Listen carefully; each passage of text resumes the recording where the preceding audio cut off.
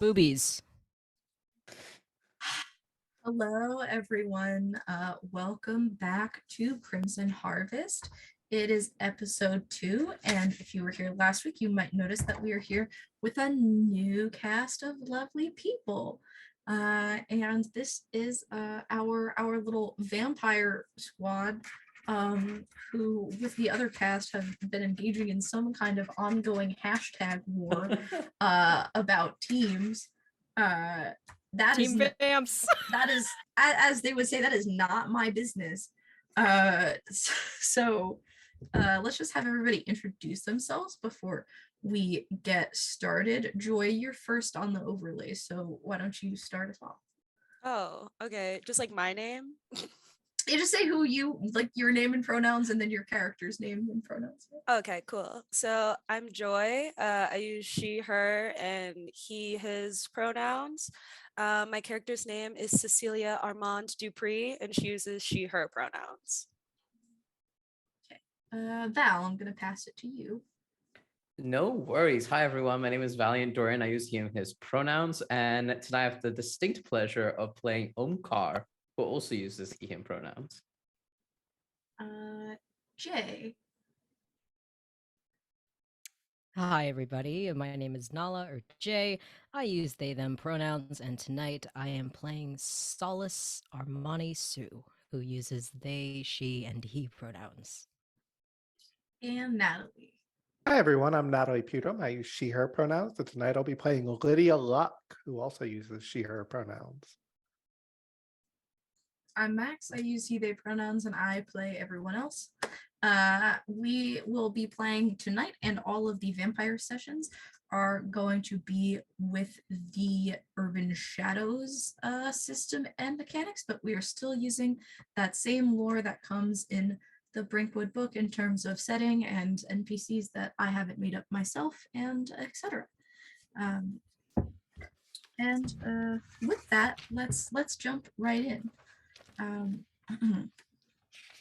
So while we found our hunters last week in the city of Drancaster, the first and one of the oldest major cities in Orsley, we find our characters today across the river, across the bridge in Innisfirth, city that sits at the base of a mountain and on the edge of a river.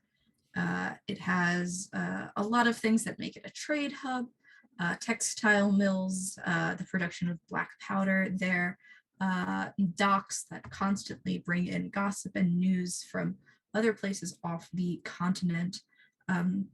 We find our characters not necessarily right in the town, but just a little bit out into the mountains. And here we find some more lavish residences, including one of great renown, a beautiful mansion.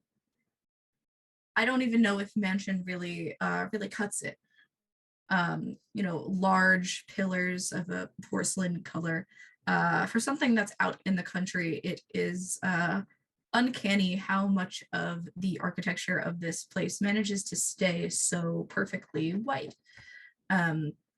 This is as known to everyone who lives kind of all across the Brinkwood as the residence of the Countess, who is the absolute #1 top dog of the vampires. The vampires here. All my bookmarks are falling out of my book right now because I'm fidgeting with it. Top dog. Yeah, so the Countess is the absolute top dog of the vampires. And she is very well known for how invested she is in kind of the dealings of her aesthetic, things being beautiful, gilded, well put together. Yes, she is there. I have the bigger one open also. This is her. She's on the cover of the book. And today is a very special day, and the mansion is just flocked with help. There are all kinds of servants, all clad in these specially made kind of uniforms. Nothing to take away from the Countess, of course, but very well put together. You know, perfectly starched button-down shirts and slacks for all, and they are helping people off of horses and from carts, and they are making sure every hedge is trimmed. Every single detail has to be perfect because today is the Countess's birthday. How old she is a mystery to most people, maybe barring her closest advisors, as it is a bit of a risk to tell people how old you are when you are mortal.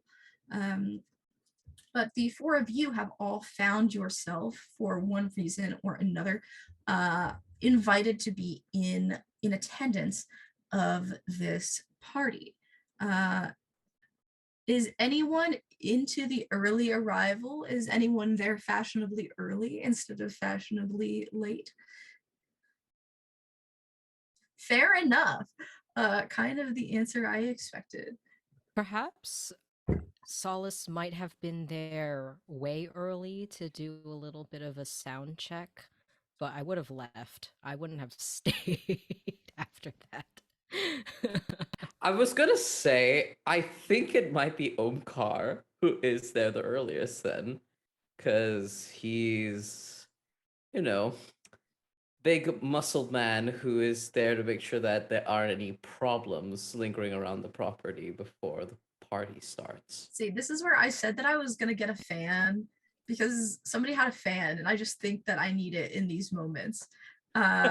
So Salis, if you would have done your sound check and then perhaps taken a stroll or gone back to a green room or something to get ready, if that sounds right, which would make Omkar our first arriving guest. What are you wearing, Jake from State Farm? Tell us what you're wearing. Who is that directed at? It's from a commercial. What? Because it's Monday and I'm tired. What is your character wearing for this like very lavish affair? I'm assuming that's me, right? Okay. Yes, yeah, because you're arriving. Yeah. Okay. So Omkar is this large, heavy set man with short cropped hair. The top is slightly longer that as it sits upon him. He has dark brown skin and a single scar that starts from the top of his left side of his face all the way down to his chin.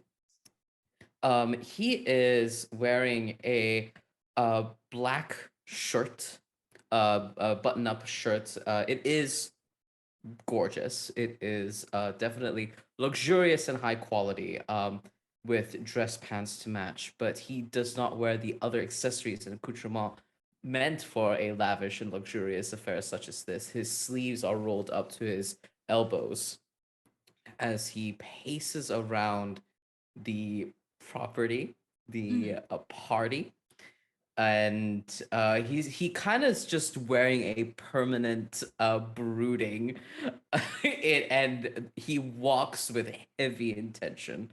There's no loitering, there's no meandering. It is he walks to a destination with purpose and stays there, completes that purpose, and then moves swiftly on. Wonderful. So we have Omkar just in the basics, the expensive basics, but the basics no less, pacing and in true Max fashion, just waiting for something to go wrong. We have Salis, after your sound check, how are you getting ready, and where do you drift off to when you are dressed for the occasion? I think we see various shots of Solace in the main ballroom or whatever dining room that the party is planned to be in. They are wearing very simple clothing just for the sound check because they are going to go back to their own manor to get ready. And I think overlaid all of these various shots, we hear a very bassy but still feminine voice singing over all of it. This is Salis's voice. He is a very well-known lounge singer. The type of music is akin to jazz or something very like slow and sultry, and that those shots change to a view of Salis's house, which is nice. It's not super big or super grand, but it is nice enough as far as vampires in this world go. I think compared to other vampires, Salis's house is quite small. Um, but it the upkeep, the hedges outside, all of it is befitting of someone of her status.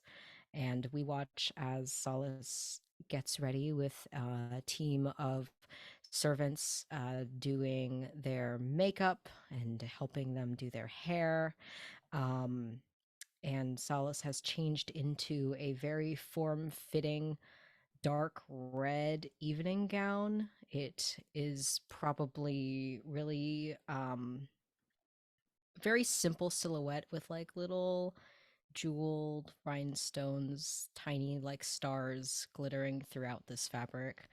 And probably is wearing those like, those Opera like gloves. opera gloves. Yeah, you know the kind. And I think the last shot as the song finishes is Salis hopping into a carriage. What's the level of You're tech in you're this one? yeah, you're open if you want it to be a carriage. A carriage you have. There is some level of industry here. I don't know if there would fully be like a car. Car? Yeah, okay, so Um, carriage is good then. yeah. Then a very, very fancy horse-drawn carriage. And I will make my way back to the manor. And I think by the time I arrive, the party would have already started. And because I think there's other people doing like entertainment. Like if this was a concert, I am the headliner, but there might be other people entertaining as guests arrive. Yes, from the moment that people step foot into this event to the time that they leave, there is entertainment of all kinds planned to make sure that everyone is not just impressed but in awe of their leader. Um, as you arrive, oh, you said that you are coming in a bit later. Lydia and Cecilia, do either of you plan on being on time for continuity's sake? I think Lydia's on time. Okay, what is Lydia wearing? Everybody should do outfits. I think Uh, it's a principle of mine. yeah. Lydia is kind of just a big woman. She's tall, she's thick, fat, even, I think I would describe her as. And she is in a black gown that is form-fitting to her that trails on the ground behind her, and it slowly fades to a blood red. And I think has a long slit up the side. And she steps out of the most ostentatious carriage you have ever seen. It's black with like gold like details on everything, pulled by like two black horses. And she's got on a necklace that is all like rubies that look like blood droplets coming down her neck. I love it. And Cecilia, what are you wearing, and when are you pulling up to the party? She's fashionably late. She came with her parents who are very business oriented, but they were like, girl, have your fun. So she's in a dress that's like silky and lavender. If you've seen the moon reflect off of the water at night, it's that color. It's like corseted on top. She has her hair in like 2 space buns, and the rest is like flowing down behind her, like waist length black hair with like 2 water lilies in the buns. So they look just like little crowns. And there's flowers all over like the top of the dress, more water lilies. She's basically looking like a forest fairy. And she definitely gets there, and immediately her parents are like, please go find Omkar to take care of you while we're working. So she's running around just basically looking for him. I think that is a perfect segue. So, as each of you arrive in your respective carriages, regardless of the time, you are greeted by servants of the household who are there to help you step down and out without damaging any of your outfit, without getting your hands dirty. God forbid someone tripped and fell at this event. That would be horrible. Um, as you are all helped inside graciously to whatever room may suit your fancy.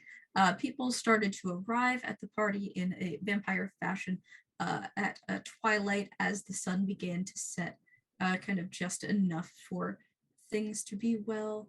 And some people who like to linger or wait for people may be strolling around the gardens, but most tend to head inside the glorious mansion, and the main party will take place in a ballroom of sorts, big and open, filled with people walking around with little bloodshots, little tiny bloodshots on trays.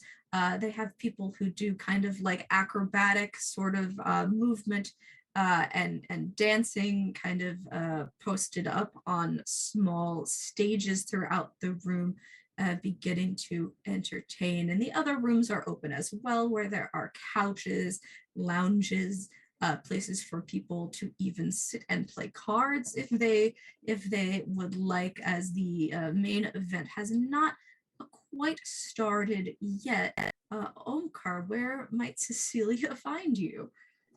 Cecilia will find Omkar standing in a corner somewhere, probably by a large ostentatious vase of some sort. And he's just like stood there, arms crossed, his golden eyes like flicking over and analyzing every guest that's here, looking them up and down before they continue on. He's just standing there, like staring down people. I'm sure there are people who have walked by going, who are very clearly uncomfortable with the amount of scrutiny this man is exhibiting. Are you looking for anyone or any particular behavior in general?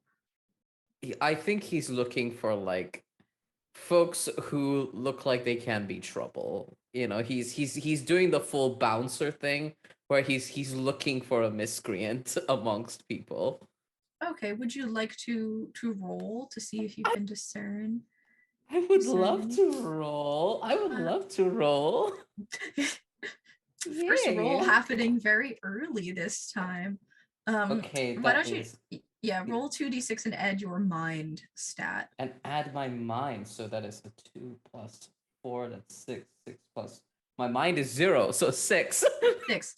Okay, so I think this event is I mean, it's not uncommon for vampires to have kind of various affairs, but this is the big thing, because while the Countess has a birthday party every year, this is likely some kind of big number. Not that anyone knows what it is, but she's really gone all out, and I think it's a level of like overwhelm. You see so many familiar faces and so many things that could have your attention that a single one just can't manage to take you more distinctly. And that is perhaps why you don't immediately notice Cecilia entering the room on the lookout for you. Yeah. For sure. Jesus. So Yeah. can she sneak up on him if he doesn't notice? I would say yes, because a six is technically like a failure. So Yeah. Okay, fully Absolutely. not that it was like any dire situation, but no. Okay, then fully she's jumping on his back, like going for it. Uh, Omi. I think as soon as you jump on his back, like there is an instinct of his left hand going towards the hidden hilt of his sword right at his waist, hidden underneath his shirt, and then here's the nickname Omi. Relaxes a little bit, stands up straighter instead of hunched and ready for combat, and he says, "Hello, my little orchid." You almost stabbed me again. You are making a terrible, terrible habit of sneaking up on someone. You should know better. You're supposed to be the muscle. And I'm doing what I'm meant to be doing. Okay, but it's a party. He kind of like tilts his head over towards you and says, "Well, doesn't seem to be any trouble out, so maybe." Where are your parents? Working, busy, probably up to business. That's not my business. Do you want to do a shot? I don't think that's a question as much as it is that I'm going to be doing it anyway. Is that the case? See, you're getting it. Let's go. Yeah. And I can imagine like Cecilia just like dragging Omkaar by the hand. And it's like the most hilarious combo because you have like beautiful demure like Cecilia and then this large heavy set man behind her just like walking really rigidly combo behind her. that has historically made much sense in fiction of past and future. I It's don't. good character design. It's just good character design. When one is a frowny face and the other is a smiley face, but not just a smiley face, but like when you use a D, so it's like an open mouth smiley face. That's it. So yeah, I don't think anyone is particularly taken aback by the two of you together. You've been seen together before and you'll be seen together again. Are you raising your hand or is your hand just, yeah, what's up? Oh, I just wanted to jump in.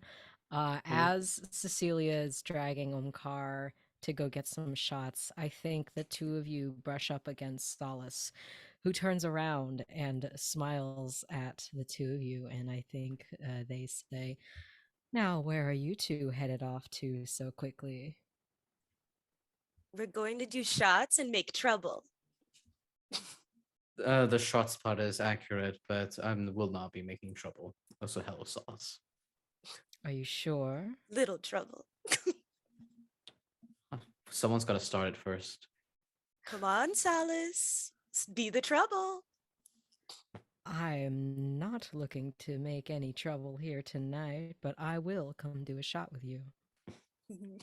So now Cecilia has one person in each hand and is pulling. Yes. We're gonna find those shots. Yes, as Lydia, as you are standing there, I think a lot of people recognize and respect you in particular because you are not someone that people can shade about kind of being brought up without doing your time and your due diligence. A lot of people frequent the establishment that you run, and so you are getting lots of polite hellos and like little like double cheek kisses kind of as you are at the party looking absolutely divine. It is very stark to see people wear black. The Countess's house is very white. Everything is white and porcelain. And so the people who are wearing those darker and bolder colors, the blacks and reds that make up my entire wardrobe, are seen boldly and looked upon. And as you stand there, you see this very interesting picture of Cecilia, and I say it with much love, Cecilia's Princess Serenity looking ass carrying Omkaar in one arm, dragging him on one side, and Salis, who you know as a performer at your establishment sometimes, in the other arm, kind of whisking past, now attracting a few looks of interest, but nothing that lingers too much, looking for one of the I guess, are you guys looking for someone walking around with a tray, or are you going to get something more specific? You can consume other stuff. You just have to like have blood to be vampire. But you can canonically in Brinkwood have other things. I think Cecilia is looking for like the quickest place to find it. So she's just looking for someone with a tray. She'll probably try to take the whole tray, but that's a problem for later. Okay. I think Lydia, seeing this, is going to just, whoever she's talking to, she's like, darling, I have to, something else is pulling my attention, but I'll catch up with you Oh, shortly. please, by all means, we'll catch up. And kind of crosses the room with a little bit of haste and puts a hand on Cecilia's shoulder before she causes any huge scene. And says, Cecilia, my dear, you must remember that anything you do reflects on many, many people here. Are you gonna tell on me?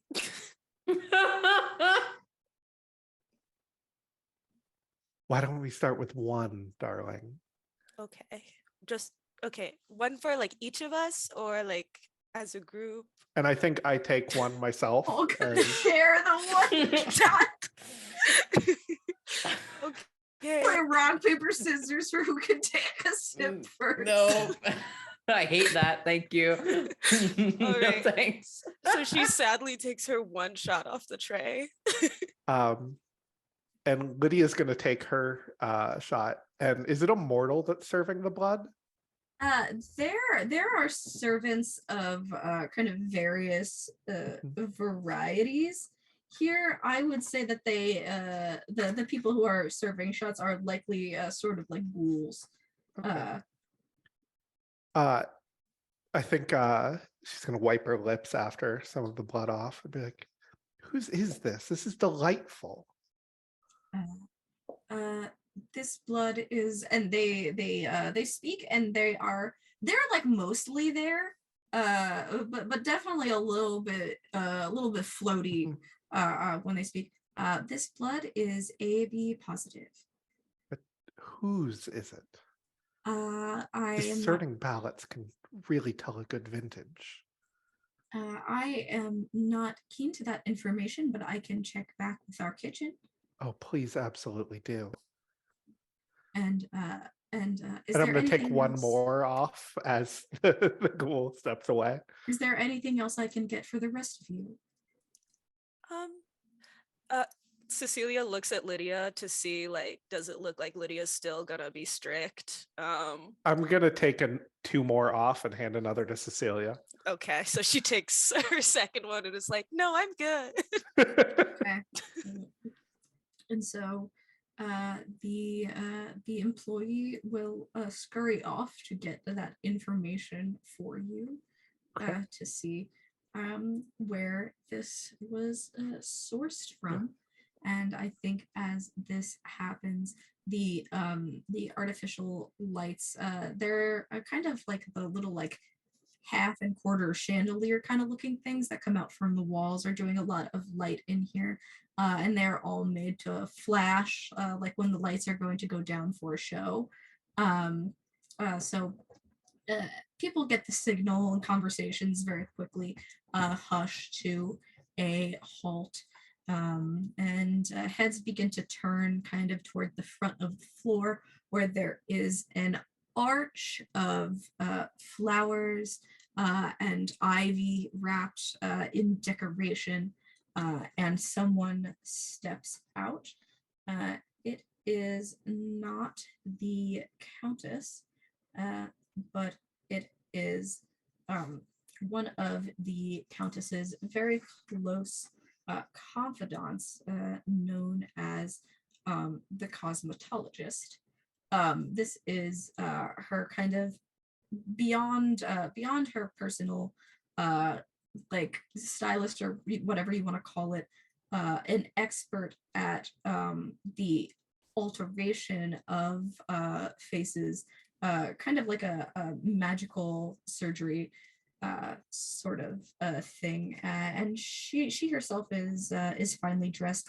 She has very long dark hair, which is kind of piled up onto her head in this like elaborate wrap thing, and she has a long gown which is in a golden hue, and she steps up to speak. She says, "Good evening, everyone.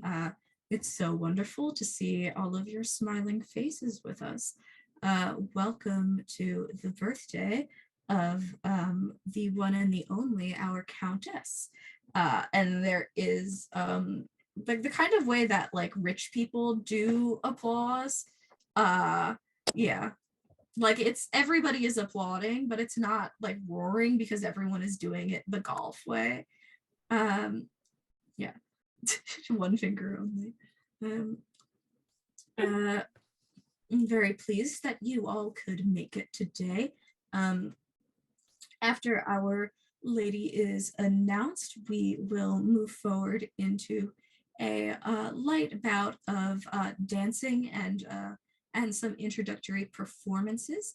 After that, our sommelier will have our honored guests led table by table to select their dinners, and then it will all be served shortly afterwards.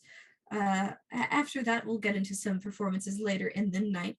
But for now, I think it is much more important to introduce the one and the only, the absolutely resplendent joy of our lives, the Countess.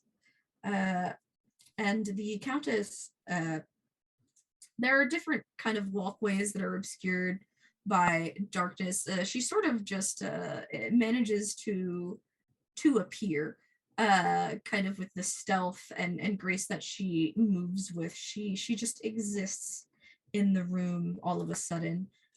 Yes, the Countess, her hair is like silver, her eyes are gray, almost white, and her garb is of course white, as she, I feel, is the type to really stay on brand. It has like a ruffled collar that goes around very ostentatiously, and up, and long sleeves that kind of have a dangle out from the hands. The dress drags behind her on the floor, where the only hints of color in a red lace trim go around the train. And most prominently, a golden sort of circlet crown on her head for the occasion. And she says, "Good evening, everyone. Thank you for coming to my birthday party. I do hope you all have a wonderful time tonight. Please enjoy the refreshments." And she sort of gestures to the various people walking around. For those of you with a taste for the mortal food, we will have availability as well. Any wish of yours tonight, consider it to the command of my staff. And for now, let's kick it off, everyone, please. And she is just handed a glass of dark red. Maybe it's wine, maybe it's blood, maybe it's a mix of both. And she kind of uses a long nail to tap on it the way that you would with silverware. And the first musical group that's playing, which is a like a brass band, like pipes up and begins to start, and the crowd gets back into it, whether it be their conversations or people beginning to walk out to the dance floor. But they pop back into it rather quickly. And you are free to speak again if that is the case.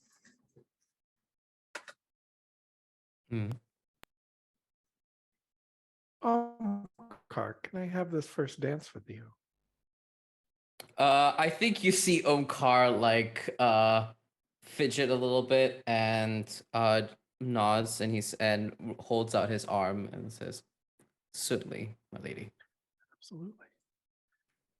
And like will lead you onto the dance floor and attempt to dance. This man dances like you're dancing with like a stiff wooden board.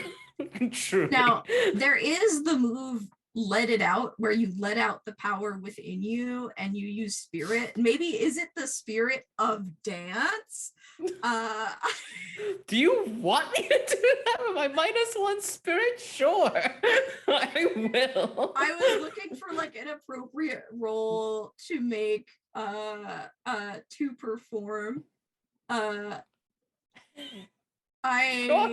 You I- could do think you could mislead, use- distract, or trick. Oh, but they're just dancing. Why don't you just roll with heart? Because I feel like that is what would be involved here. Yeah, I'll roll with heart. I have a positive score there at least. Ooh. Oh, I got an 11. did.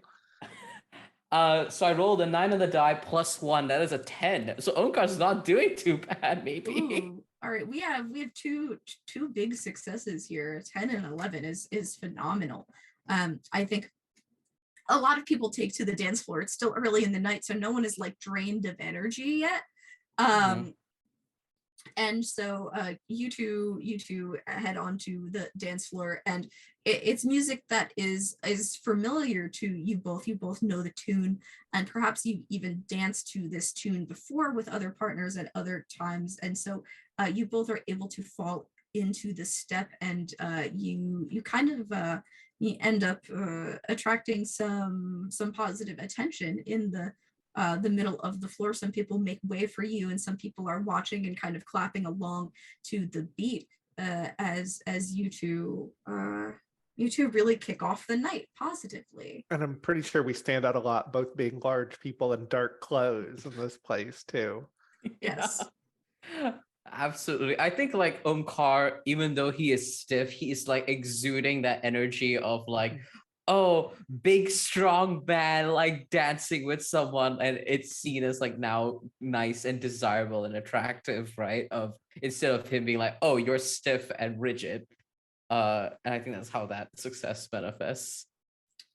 Yeah, I think that there's no real like faux pas per se on wearing the dark clothes. Is definitely looked upon favorably, and so that favor is like doubled as two people who I think are more seen as being like down to business are engaging in a fun activity and doing so very impressively.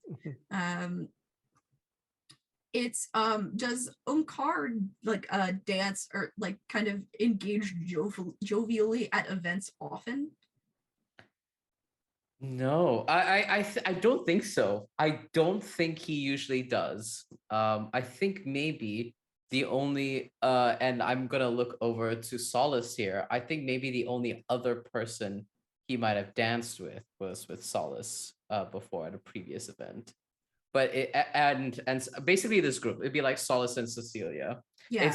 He's been very, very like recluse and exclusive to this particular group.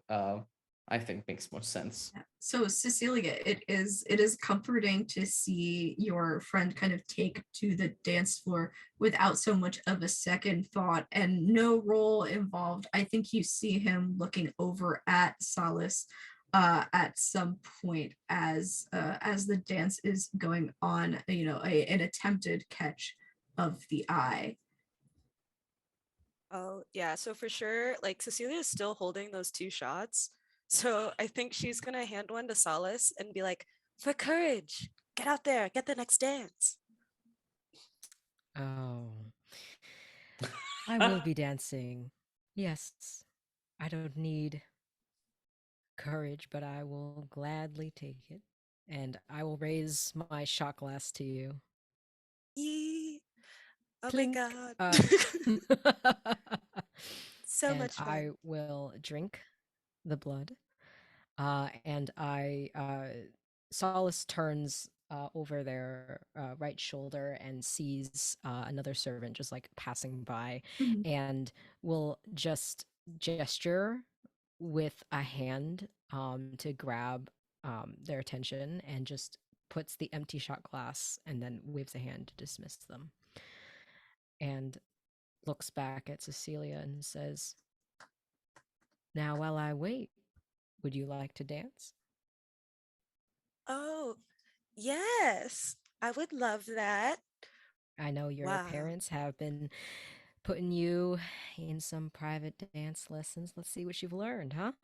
Well, don't get your expectations up too high. We know I hate learning, but for you, I'll try my best.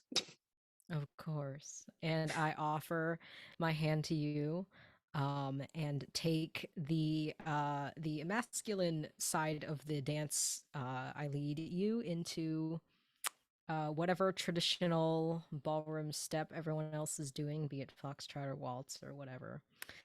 Um, and I think the whole time Salis is looking at you, but also at Omkaar and Lydia, as these two pairs dance, sort of flit about around each other.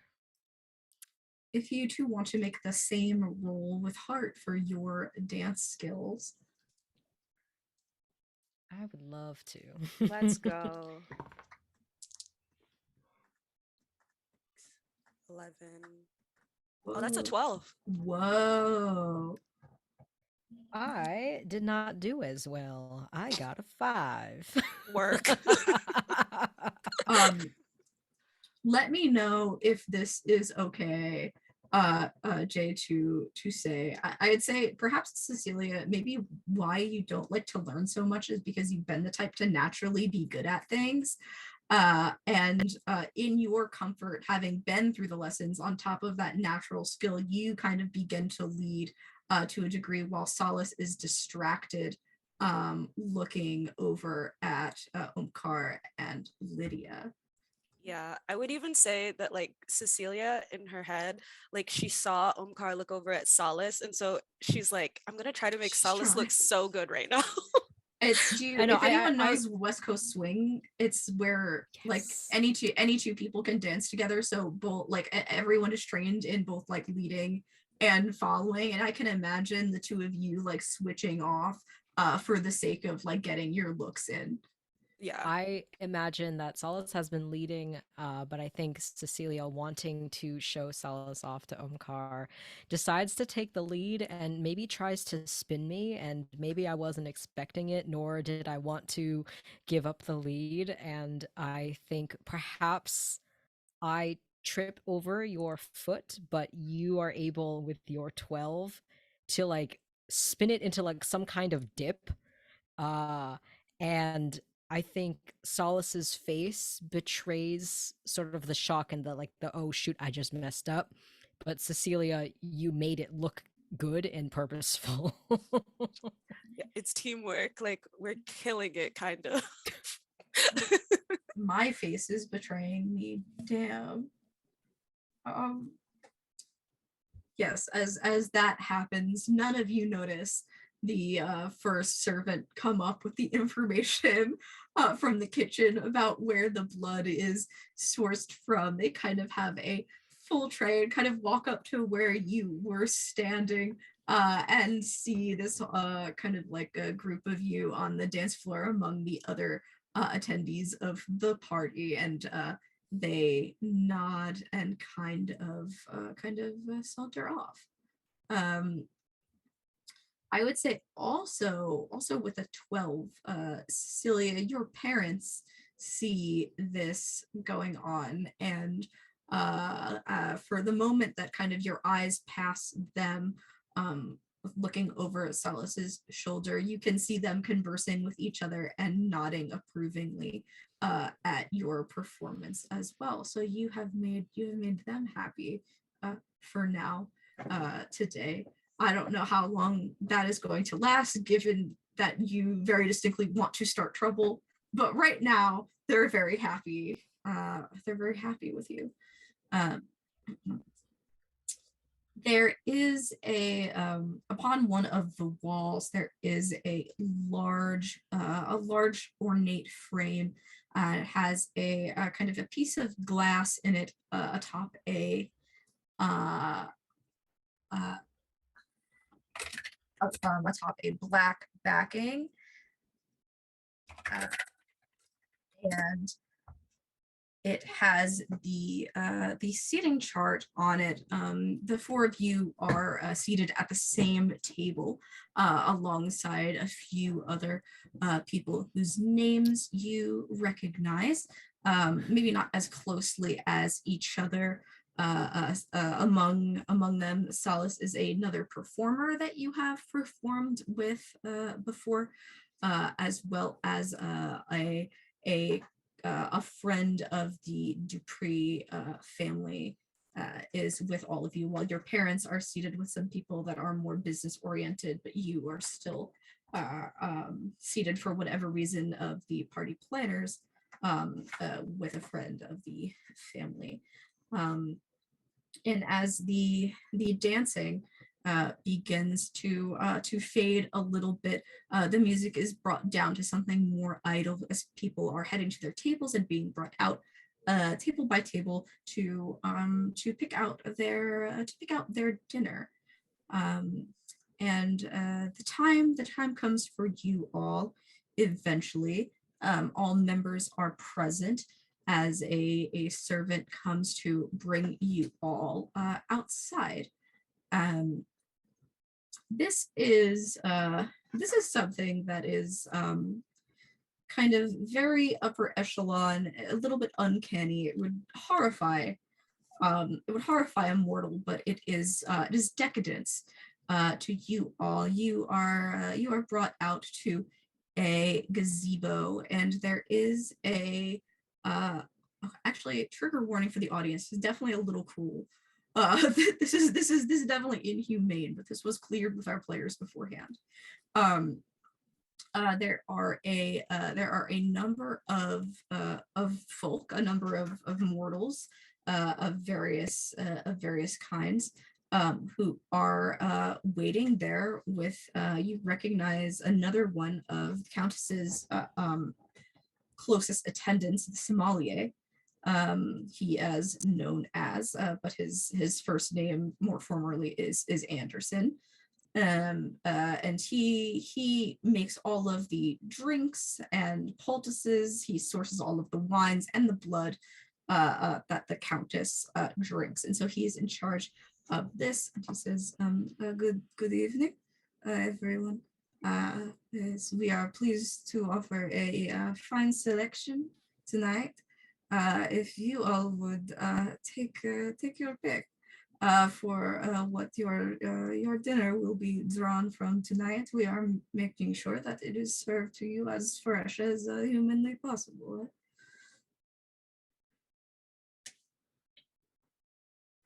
I think Omkaar probably still has like Lydia holding onto his arm as they like enter the gazebo together. And he kind of looks. I think he is trying to augment his discomfort a little bit. He's definitely not the most I guess decadent of the vampires here.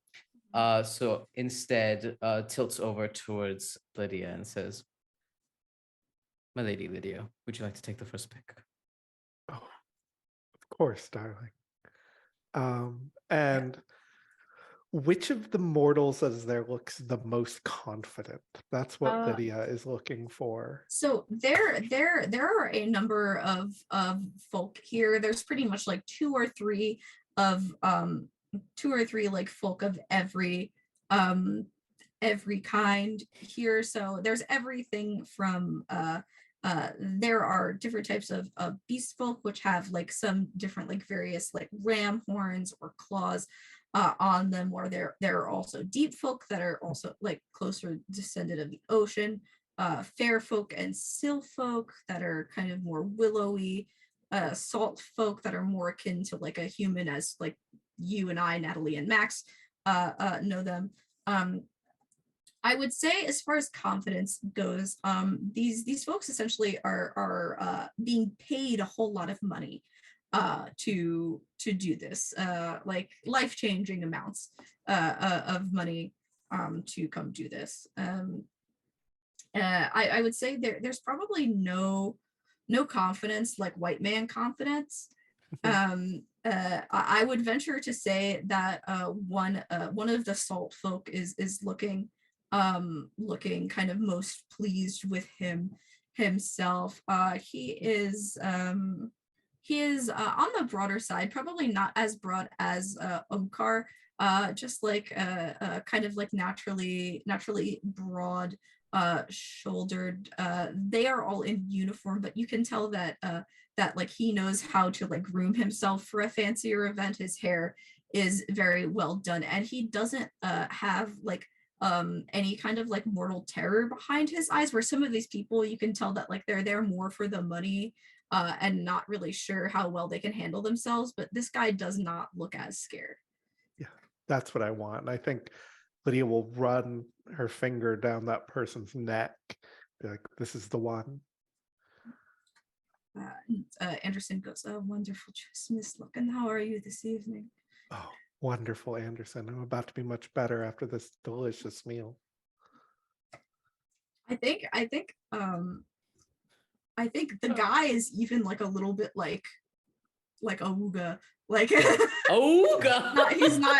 he's definitely not scared of that. I'm tempted just to take it from the source, but doing so at such a beautiful party would simply be uncouth. Well, you wouldn't want to, I think you wouldn't want to get anything on that beautiful jewelry of yours. Of course. I think Omkar, like watching you do that, will like mutter very quietly to you, Lydia. Always have a soft spot for the bold ones, don't you? Always. You are what you eat. I've never been afraid a day in my life. As you shouldn't. Does anyone else have a dinner preference that they would like to denote specifically to me as the GM? Absolutely. You said like there's deep folk from the ocean. Yes, so yeah, deep folk are like supposedly like descended from the merfolk. So they are kind of they might have gill features, a bluish or greenish twinge skin on most of them, some scales, eyes that kind of have like the line in it and the like. Yeah. So Cecilia literally jumps up and down in excitement and is like, "Oh my god, I love seafood!" And then skitters over. Yay! It's like sushi. Oh god. Yeah. Some blue blood for Miss Dupree then. And your preference is denoted as well. Okay, I think nice. Yeah. for Salis, she breaks off from the group to walk around and almost like a predator, just inspect every single person standing there.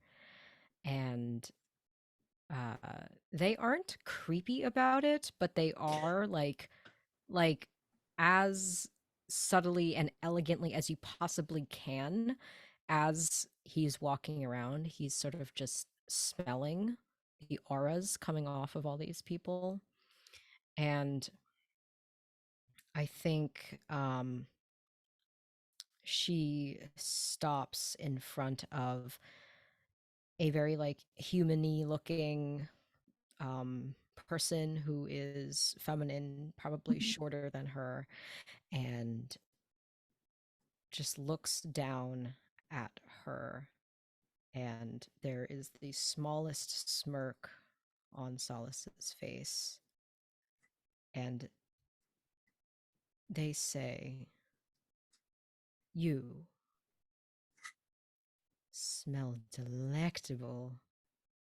And then holds out a hand and says, "Might I have a taste?" And from the tone of their voice, This person can tell this is not a request, it is a demand. So she like looks over to the sommelier, like clearly nervous to like disobey any kind of like instruction for the task. But you all kind of standing away from this scenario see him like nod and basically be like, don't deny the guests. And she like pushes up a sleeve. They kind of have a more flowy shirt going on than like the servants. Pushes up a sleeve and holds out a wrist to you, a forearm. And hands, and Solace's nails are also very pointed, and you watch as she gently with her fingertips probes the inside of the forearm a couple times to find a vein and brings the forearm to his mouth, and he bites into it probably close to the elbow. Mhm. And will drink a little bit from this person. And after, a couple sips, she withdraws, and if we're using the lore of being able to lick the wounds closed, It's sexy. he, Yeah, we can do it. he will give the forearm a very gentle kiss, and there's like a little bit of tongue in there too. Licks the bites closed and looks her directly in the eye and says, I want you. And just nods once and turns around and walks back. None of these folks who are here as dinner have spoken any, and you see her kind of like open her mouth to speak a few times, and the sommelier being like so she does it, and she goes, wonderful choice, Salis, as usual, and denotes your preference. And he says, shall we deliver you extra portion to make sure you are ready for your performance later? That would be absolutely wonderful. Thank you. And then does Omkar have a particular preference of any kind?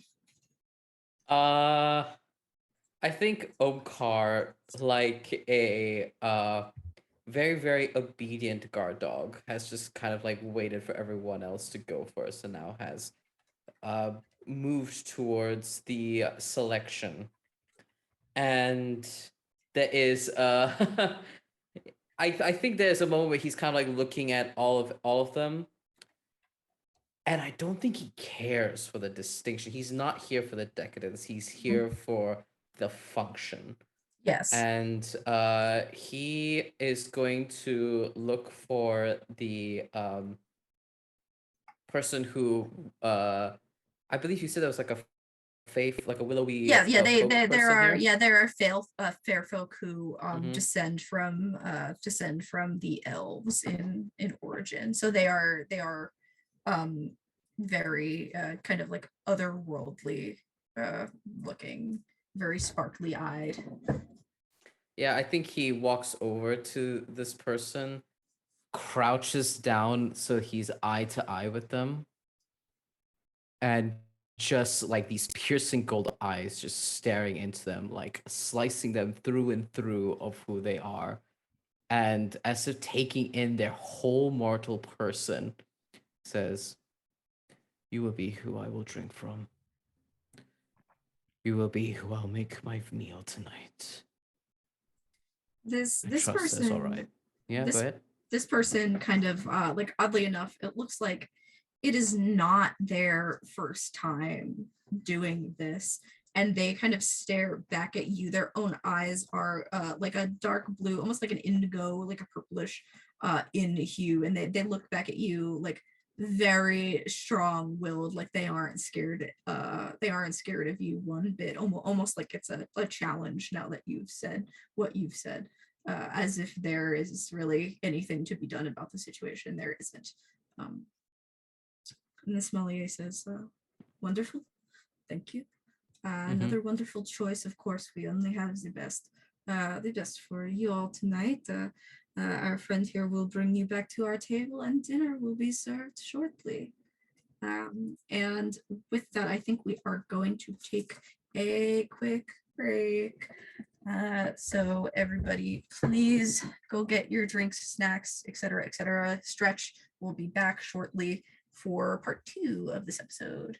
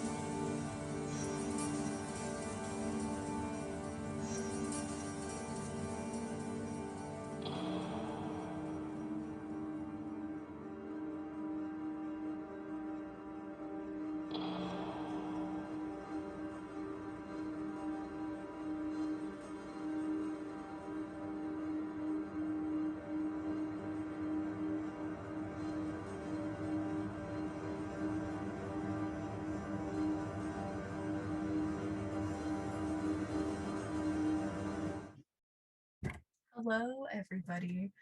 Welcome back from my chaotic as hell's group break.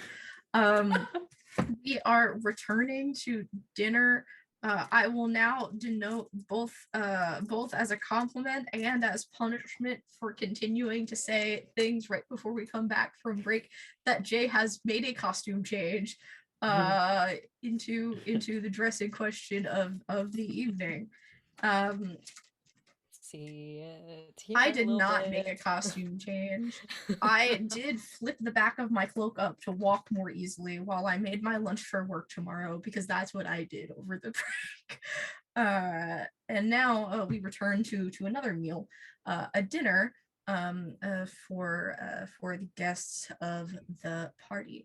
At your tables, you are all eventually brought your courses. There are kind of accompanying like foods, solid foods, whatever you want to call it. They are all mostly like high in iron, similar to blood, I guess, in a way. And so there are some people that walk around with like the large pieces of like steak and meat to be carved off to people's wishes who like it. Each table has also brought a large display of fruit. Of course, featured is blood orange because we have to. Some kind of like shaped sliced dragon fruit for that white color inside with the black flecks, strawberries, raspberries. I love fruit a lot. And your blood is brought out as elegantly as you can really plate blood, which is, I suppose, just in large ornate kind of glasses. Larger than, I'm going to exemplify Natalie, larger than like a wine glass like Natalie has right now. The actual bowl of it is almost like if you go to like one of those rip-off tourist bars where they serve you like the drinks that have like the dry ice stuff that comes out and it's in like that bowl. It's like about that size of a glass, all with straws, and they're all made of crystal and just lovely. They are tagged kind of with those little markers of who has what, like what things, to make sure that they're served to the right person. Salis's portion is, as promised, you can see kind of like higher on the water line. More of it was served to you to make sure that you are all top for your performance. Now, as everyone eats, it is a string quintet, kind of playing idle music quietly. I don't know if you recognize any of those performers, but yeah, they're it's a string quintet playing as everyone quite literally wines and dines. People are eating and chatting. Cecilia, one of the friends to your family, who goes by the name Zoe, is seated at your table as well. This is someone who is like close enough to you in age, and leans over and says, how is that? I was tempted to try, but I ended up going with one of the beast folk instead. It's kind of like if you've ever licked a scallop, that kind of thing, where it's like salty but also tastes like nothing. Do you want to try? I've eaten a scallop. I can't say that I've just licked a scallop, but I would love a taste. Please. Would you like? And they offer like the straw of their glass towards you as well. Yeah. While Zoe goes to offer just the straw, Cecilia goes to do that thing where you like wrap your arms around the person so you can like. I do this. I quarterly do this every time I go out to drink. Don't worry. Yeah. So she's like going for one of those. Okay. And I think oh, maybe I should make you roll to see if this is endearing or weird, because it's endearing to me. But Oh, but let's Zoe and I are besties. I it's true. Every single family friend is your bestie. Everyone is Cecilia's bestie. Truly. Why don't Surely. just roll for persuade an NPC. All right. So is that just both of the? It's 2d6 plus heart. Okay, cool. Oh, 6, 10, 11. All right, say less.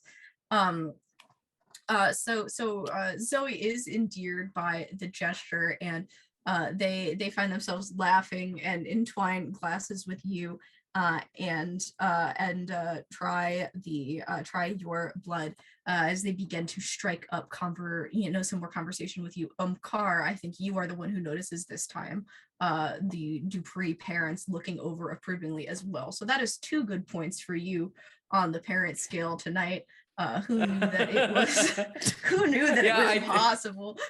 I think Omkar like meets the gaze of the Duprees and just like nods understanding of his role, and it's like a reassuring nod that he's keeping himself appraised of Cecilia's movements. You hear the voice of the Dame Madeleine Dupree, Cecilia's like maternal figure, kind of like in your head. This is something that she can do. She is, quite old and magically inclined.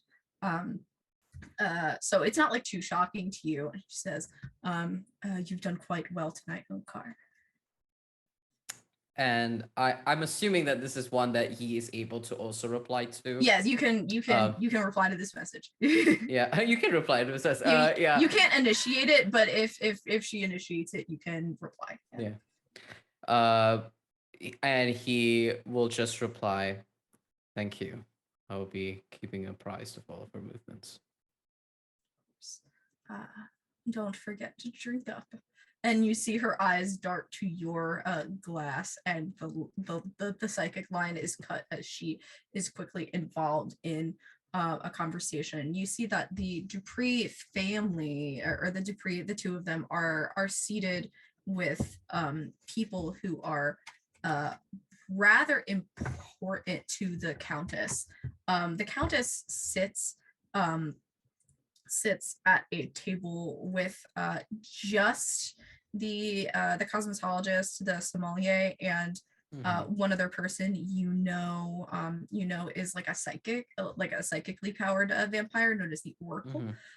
With her, at this kind of secondary table is her tailor, as well as someone known as the Reflection. This is someone who is rather notorious, born a completely low-born mortal, who is essentially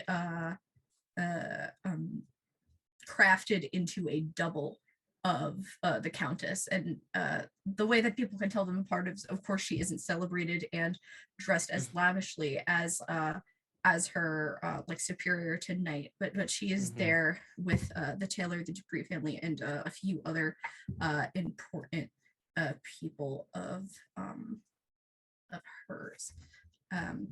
You see them delve back into a rather important discussion, and in watching them over there, you see a servant come out, and this isn't someone who looks like they are meant to be working the ballroom tonight. In fact, they are in the garb, but you can tell that it's been kind of haphazardly put on. Like the buttons are askew, and the shoes are incorrect, and they look a little bit winded as they come up and they lean down to the Reflection, to the Countess's double, and whisper something into her ear. And you can see, being less skilled at hiding her emotions, you can see how like taken aback she is, then you can see it wash over like into confusion, and then like there's some level of anger there. And being close by, if anyone would like to try to listen in, I would love to. yeah, if anyone would try, Yes. if anyone wants to try to listen in, you can go ahead and roll with just roll with mind. I'm sorry, I not every roll can be good for you. Screams. Okay, that's not terrible, actually. I got a 7. Solid 6 for the boy. 7, 10, 8, 6. So I would say Salis with the 10, you would get the most information.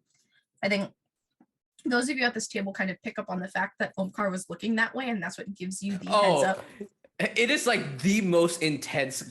Omkaar doesn't know subtlety. He is just glaring daggers at this person. And I think like Solace with your 10, you would like be like, I know when Omkaar gets like this, that he's like seeing something. So yeah. Am I seated next to you? I think so, yeah. I think upon seeing that, one of Solace's hands, if it's all right with you, Mm-hmm. slides to Omkar's thigh and Yeah. just like touches his thigh just gently, just be like, you are making a face. You need to be more subtle is what this hand touch means. I think he notices, and like you see that like kind of like a Doberman that's like staring and like usually has his ears perks, his shoulders lower, and he like attempts to relax. I don't think he's doing a good job, but And there's he a gentle like double pat of your thigh. yeah. Just a double you. like good. Yeah, and I think he'll like mumble to all, like loud enough for all of y'all to hear and say like something's wrong, and then we can see how well our rolls do with our MC letting us know what's happening. So you yeah, it makes sense even for you to be more keyed in. Salas sitting next to Omkar as he was originally staring daggers over at the other table. And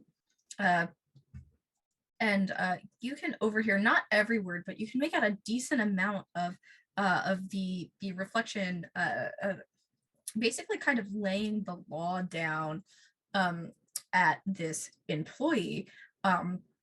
It's a lot of and why did you think that this was urgent enough to bring it into the news of the Countess's birthday party? This couldn't have waited until tomorrow. And the employee says, it's like, I know they're servants. I feel weird calling them servants though. And they're like, we were told that this is quite urgent. That the brass devil is a very close ally of the Countess. He's been holding things down, and she cuts him off and she goes, it's unacceptable. If there's no problem that is greater than what is happening right now. Yes. The caption said breast devil. Is that what you said, or did you say something? Brass, like the brass. Brass. Uh-huh. Like this is your manifestation. You did this. No, look at the captions. You can scroll up. There's a transcript. No other caption service I've ever used keeps the transcript around. You can scroll up and see it says breast devil. Oh, no, but you're the one who keeps saying boobs before we come back from break. I do not deny, I do not confirm nor deny. Oh, well, you can scroll up the transcript. I may or may not have said a boobies. But I said brass, like the type of metal. Like the metal, yeah. Yeah. And so yeah, she cuts him off, and he kind of you can see the employee realizing that it's not worth it to try to argue with someone who is considered like one of the Countess's favorites of all people, especially and kind of dejectedly says, is there at least someone that I can speak to send someone to take care of this? And she goes, you can speak to someone after the party. This is absolutely absurd. And she takes a sip from her ornate glass and then pads her lips with a cloth napkin, and she goes, out, out, out. Do not bother the Countess. And you see the servant kind of begin to make his way out. And there's a point where he like pauses with kind of like that unsureness in step, like, should I turn around and do something else? But ultimately, for now, he leaves the room. The Countess is none the wiser. You didn't see her looking in on that conversation, as she's much involved with her own people at her table. But Cecilia's parents, as well as the other NPCs at that table, all would now be in on whatever whatever had just happened, as much as you are having listened in. What do I know about the brass devil? Why? Okay, logically, I will ask you, have you ever spent time in Drancaster, which is like another one of the big major cities around here? I think it's very likely that Salis has traveled to perform, especially if the Countess has ever asked her to do so, or any other important person has asked or requested his presence for any other event or what have you, someone else's marriage or what have you. Salis would definitely be there. Yeah, I figured that much, but I wanted to check with you. So you definitely know the brass devil. The brass devil is pretty notorious. He is very old. He has been around perhaps as long as the Countess has. But the difference between her and him is that people don't know jack about this guy. He wears like, whenever in public, he wears like a full suit of like brass armor, including a helmet that shields his face. He is known to be incredibly intelligent, but not very outspoken, not very loud or boisterous. He lives in a sort of tower, and he very rarely like makes public appearance. He is not at this event tonight, even, for whatever reason. It's likely that he was at least invited, but he is not in attendance. Do I see where where the servant went after being dismissed by the reflection? Yeah, they eventually went off into basically what would be like a hallway back to like where the servants are moving like plates and supplies and things like that. I think Salis will stand up from the table and will look at everyone else seated there, and I think she says, I best be getting ready for my performance. If you'll excuse me, it was a pleasure dining with you all tonight. And they just nod in deference and respect to everyone, and will take the rest of their blood in the glass and will exit the room in the direction that servant went. And I'm gonna try and just like track them down and corner them in that hallway. Any cup is a to-go cup if you simply take it with you. Exactly. 100%. So yeah, I would say it's easy enough because he's uneasy. He's like not traveling like particularly quickly, and it looks like he actually has stopped kind of in the hallway to like go through something in a small like pocket-sized notebook. And so when he comes up to when you come up to him rather in the hall, he kind of pauses. He isn't looking like to hide it, but he just like closes it slightly to show attention as you approach. and he goes, how may I help you, Salis? Solace's brow arches at this random servant just calling They all her know who your by... name. They all know who you are. Like here, No, if I they know, would be but calling Solace by their first name is, instead of like some other kind of title. fair enough. He probably wouldn't do that then if that is Okay. a bigger deal. So it's just like, how may I help you today?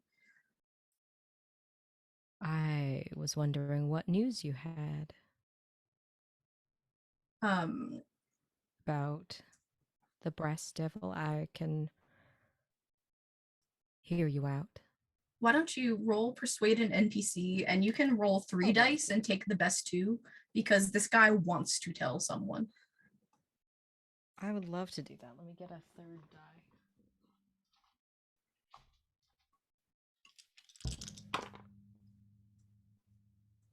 That was really good.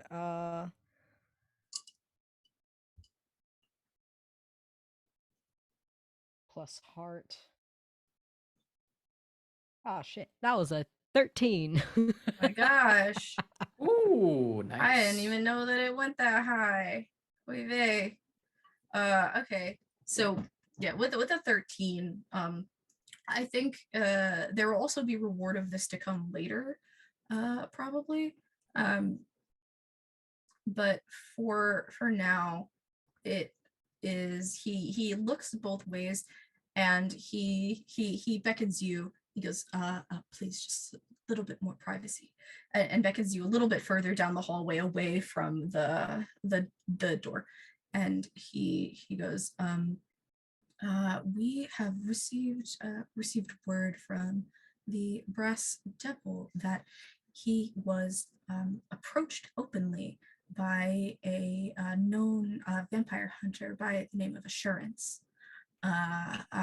Not not maliciously, but it appears romantically, and he suspects quite heavily that the group that this individual works with is planning some kind of ambush now on his home. Assurance. How quaint. And Solace smiles at him and is showing their fangs. And she says, "Thank you. I will be sure to pass this information along when it becomes relevant and necessary." Just make sure that this doesn't go to the Countess tonight. Apparently, that would be very bad. Do you doubt my ability to understand what is happening here tonight? No, I of don't course think not. you can tell me to do anything. But I appreciate your concern. And Solace just flashes his fangs at him before just turning away to walk back towards wherever the backstage is, but not before pausing and looking over her shoulder to just sip more blood out of this glass and then walks away. Iconic. So Salis has gone to get ready for their performance, leaving the rest of you at the table. Is there any other conversations that you all would like to have? Otherwise, I am going to move on to the performance. A quick clarification, because we made rolls for how much we overheard, and I just wanted to clarify how much we would have been privy to Yes. in comparison. So I think it was an 8 from you. Yes. And it was a 6 from Cecilia. Was it a 7 from Lydia? Was it a 6, 7, 8? I think so. I'm trying to remember. I think How it much did was. I know your 8 7, was the 8. second highest, so I on that information, Mhm. I would say that you kind of understood you understood most of what was happening. You saw that you saw that there was some kind of clear conflict, but focusing more on the Duprees, because you like are in service to them in a way. You didn't Mhm. quite catch all of the details, so you perhaps didn't catch the name Brass Okay. Devil, but you do understand that there is like something going on, like some news that has come to the villa that they don't want going to the Countess because they don't want to ruin her birthday. Hmm. Okay. I think Omkar will like fidget, especially since Solace like also very conveniently timed like got up and walked because Omkar did tell her that something was wrong. I don't think that the So convenient timing of that gets past anybody. oh okay. I don't. Yeah. Yeah. So I think he's just like kind of like looks over at Cecilia and Lydia and just go and he's kind of like gnawing on something. He's just like, I don't like this. Uh yeah, and he's just gonna like fidget for a little bit and see what the other two look inclined to do. Yeah, Cecilia probably isn't gonna move because if her parents are still there, she's still there. But if Omi is nervous, she is also very nervous now. So she's like visibly kind of uncomfortable. Okay. I think Lydia's kind of just amused by the whole thing and is kind of just soaking it in. Work. Work, yeah. Okay. Now someone else gonna say something. No. Okay. Now I want to talk. I want to talk performance. Uh, what are you planning to do, Salis? Is there any kind of preparation that you are making specifically? Is there any ulterior motive or like person that you're trying to watch in the crowd as well? I think Solace makes her way backstage to whatever dressing room there might be.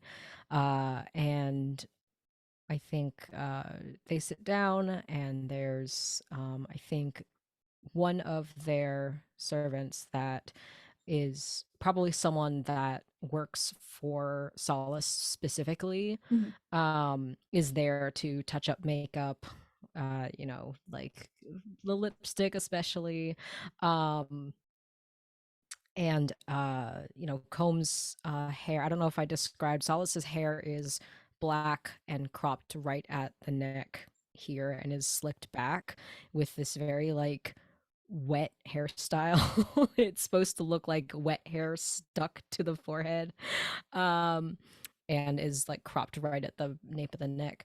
So just making sure that like all the hair is still like perfectly laying flat on Solace's head. And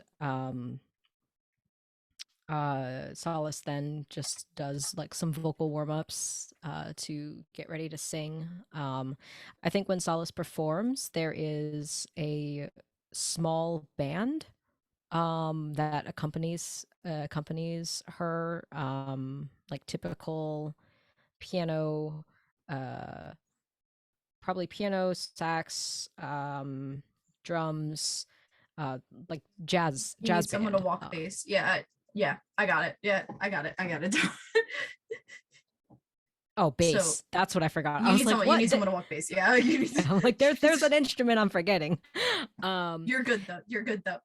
and Solace is just warming up, and I think we as the audience can see for the first time that Solace looks nervous, very nervous, knowing that the Countess will be in the audience and a lot of other very important people that Solace wants to keep in his good graces. Um, And I think there's a moment where, you know, the servant is trying to like help me, and Salis just flinches and like waves them off very haughtily, and just says like, I need time to be alone, get out of my sight. And assuming this person leaves, Salis just goes through this like very ritualized meditation Okay. before she puts these opera gloves back on and gets ready to take the stage with the rest of the band. Yeah, you are left alone, like almost quicker than immediately upon request. It's like as the words like that you want to be left alone are creeping out of your mouth, they're already gone. And so you have a moment or two to collect your thoughts, and you can hear muffled the cosmetologist introducing your character your character's performance. So um, um, now for the main performance of the night, we are very proud to introduce the one and only Salis Armani here to perform for us tonight. Give us a few tunes accompanied by a few musicians as well. And you all who are watching in the audience can see her gesture to those like bandmates on stage before the curtain is opened for Salis to walk out. Just a small correction. Salis is short for chrysalis, but that is something that is not well known. Their Okay, so stage then it name would just be is Salis Salis Armani. Armani. Okay, Yeah. I see. I went into our DMs and read it to make Her sure. her full name is Chrysalis Armani Sue, but the stage name and the name that people in this higher echelon know him as is Salis Armani. Okay, so then he would be introduced as such. No shade being thrown there. Only respect for prowess. I'm glad. And Salis just walks out onto the stage, and I think if lights could magically dim, they do. Uh and I can do the bit now. It's time Salis for the takes the bit. stage, and I think there's like a single stool for her to sit on, and uh I think they do so, but the way that they sit is kind of that like half on, half off kind of thing where like one leg is bent, but the other leg is like down at an angle. And there's like a slit up the side of Solis's dress that allows this pose to work. And the band begins playing a really, slow jazz kind of tune, and Solis begins to sing. And Solis's voice is very brassy and deep. It's very smooth, like honey, and and when she performs, I think the whole world just fades away, and she sings with her eyes closed a lot of the time, but people in the audience do notice them occasionally looking around and making eye contact with various people in the audience. And I think the person that he is looking to the most is our beautiful Countess. And I would like to just try to read people in the crowd, see what they think. Yeah, I am going to have you roll. Now, I don't think that there's really a question here on whether or not your performance is good. I think your performance being, good and skilled is a given, but to like have the audience on your side, I think is a different affair. So I'm going to have you roll for persuade, yeah, for like the Countess and the Countess's table specifically. then for the rest of the audience, you can roll keep your cool. All right, I would love to do that. I'll do keep your cool first. That is with spirit. Oh, actually, I don't have to use spirit because of a move I took, so I'm using blood instead, which is good because I have a negative in spirit, like most of us. Hey, we just had plenty of blood. I did have a lot of blood. Gallons of the stuff, even. So okay, that's a 9 for keep your cool, and then for the you said what? Oh, persuade. Yeah, NPC persuade. Okay, gotcha. Roll the heart. Ah, nice. I'm so glad that was better. I would have been really mad if I rolled higher for the other one. I would have been sad also if you didn't roll well. So then that is a 12 for my Countess persuading roll. Right. So 7 to 9 is like a complex success. So I will say, in order to have like the audience like fully engaged with you, rather than some of them being off in like side conversations or more involved like with their own dinners, you might need to strain your voice a little bit to hit some more impressive notes. Yeah. I think I try some like tougher vocal runs with notes at the either end of my my vocal range. Yeah. So I would say with that bargain upkept, you have the audience captivated, and with a 12 you ended up with. Yeah, it was a 12. Am I right? Yeah. Yeah, 12 for persuade in NPC. The Countess is not only paying full attention to you, but is captivated the same way that she looks at like a porcelain doll or a bouquet of flowers, or the way that she looks at her reflection made to the other person, made to look exactly like her when she looks at something incredibly beautiful, is how she looks at you while you are singing. She is completely captivated, and I think that is something that any of you three sitting at the table can notice. Salis has the Countess with this one like hook, line, and sinker.